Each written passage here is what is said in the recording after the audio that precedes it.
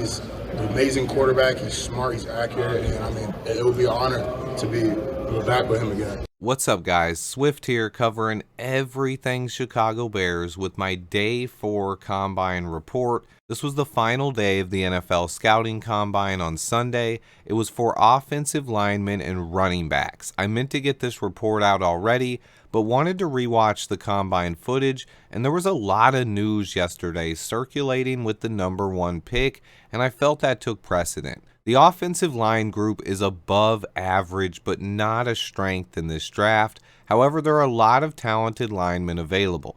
The running back group, however, could be special. It's a very skilled group of runners with a variety of guys with different skill sets available throughout the NFL draft. Let's break down the O-line first and then get to the running backs. The guy who stood out to me the most on the offensive line was Georgia's offensive tackle, Broderick Jones. He's been one of my favorite tackles in this class all along, but he stood out to me in Indy. He looks like a lock to go in the first round, and I wouldn't rule it out if the Bears make a trade down outside of the top 5.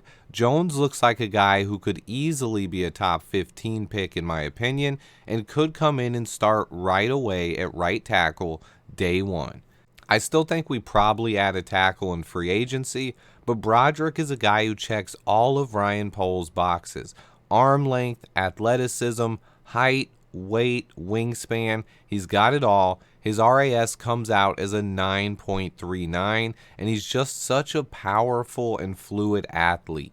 Another top tackle had a good day as well, Ohio State's Paris Johnson Jr. He said during his interviews he would love to play with Justin Fields again. He measured in at 6'6", 313 pounds, and had extremely long arms at over 36 inches. He looked smooth in drills, but did not run the 40-yard dash. He will do that at Ohio State's Pro Day. Another favorite of mine who tested wonderfully was Tennessee's Darnell Wright. His RAS score is off the charts for a guy his size, and even though he's bigger than anyone on the Bears O-line right now, I can't rule him out with a 9.47 RAS score. Paired with his on-tape performance and Senior Bowl showcase, I love Darnell Wright. Next up, Blake Freeland killed it at the Combine. The offensive tackle from BYU surely got the attention of Ryan Poles with an elite showing of athleticism that led to a 9.82 RAS score. He had a decent showing at the Senior Bowl, but was rumored to be around a 4th-round pick heading into the Combine. His showing in Indy definitely caught some people's eyes. He's still not a 1st-round pick, but he could sneak into round 3. I think Freeland could be a really good fit as a developmental swing tackle. That's assuming we sign a right tackle in free agency. He could battle to be the top backup. I like him as a round 3 or round 4 pick. Also, UT Chattanooga's McClendon Curtis looked great again. He looked more like a guard to me at the Senior Bowl, but he may have what it takes to play tackle in the NFL. He seems like he'd be a good fit at right tackle and could be a scheme fit for the Bears. Wanya Morris, the offensive tackle from Oklahoma, pulled his hamstring while running the 40-yard dash. He was pulled from the Combine, and according to Ian Rappaport, will also miss his pro day later this month, but he will hold some private workouts for teams next month in April before the NFL draft. I like Morris a lot. He had a good week at the Senior Bowl. He could fall to day 3 and would be a nice addition to the Bears O-line.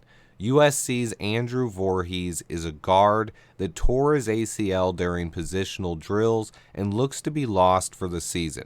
This is extremely unfortunate, but should not prevent him from being drafted. He was viewed as a day 2 pick, but he could slide a little bit now. He could end up being a great stash for some smart team if he falls too much. Now on to the running backs. Bijan Robinson entered the day as the #1 running back, and he didn't disappoint at all. He ran a 4.46 40 and finished with an RAS score of 9.81 on the day. He has a rare combination of speed, power, balance, and agility that makes him one of the best players in this entire draft class. He'd likely be a top 5 pick if he played a different position, but he still cemented his status as this year's best running back and likely first-round pick. To me, Bijan is a special talent at running back. He's been one of my favorite backs for years, and I think he could be better than Breece Hall, who was amazing last year as a rookie before he got hurt.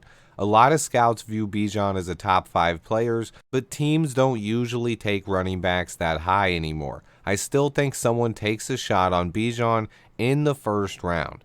If I haven't told you guys yet, this running back class is insane. It's deep, it's talented, and it's full of players that can bring playmaking to NFL offenses. The guy I want to talk about next is Alabama's Jahmyr Gibbs. He reminds me and everyone else of Alvin Kamara. He ran a 4.36 40 and looks like an explosive playmaker. He should be the second running back picked behind only Bijan.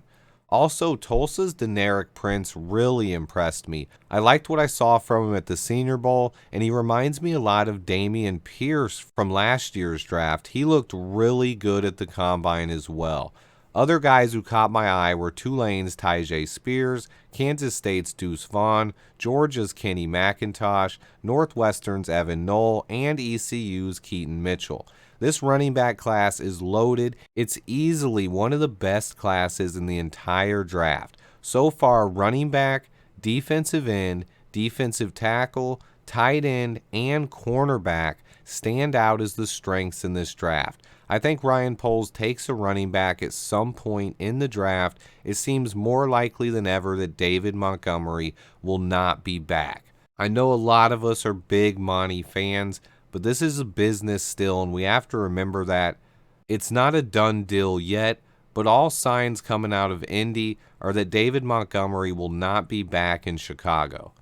Stay tuned, guys. I have a bunch more coming. Please remember to hit that like button for me, and until next time, bear down. What would it mean for you to block for a fellow Buckeye in Justin Fields? That would be awesome. When I first came to Ohio State, he took me in, and it's always cool, when you're a young lineman, the starting quarterback. He's a humble guy, and he's always, I used to beat him in Madden all the time. He knows, you can tell him. That's my guy, and he's an amazing quarterback. He's smart, he's accurate, and it would be an honor to be back with him again. So some of these fellow teammates of yours the last couple days are taking exception to this narrative being thrown around by critics saying he's a running back playing quarterback. What would you say to those critics that put that kind of stuff out there? I would say that they don't really watch film that often. I wouldn't say they know him.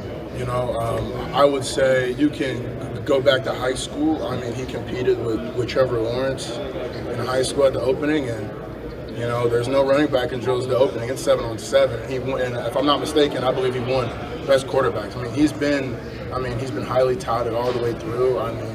All the records he broke at Ohio State and all the stuff he's done. Just because he has the ability to score just as easily on his feet, I think that's a plus. You know what I mean? But at the same time, I feel like his ability to get the ball, his ability to read, and his ability to be able to get out in space to make the difficult throws that not all the quarterbacks can do. I think, he has all the intangibles that you want.